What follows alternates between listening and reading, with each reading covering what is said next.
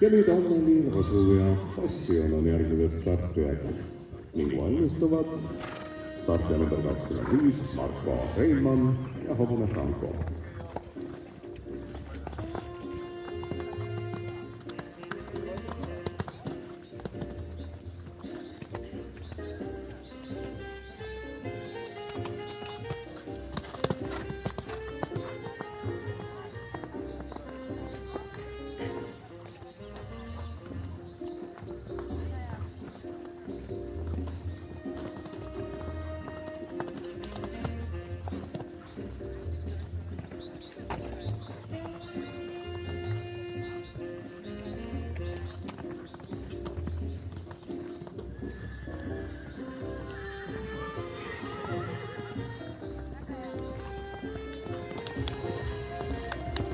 Ja puhas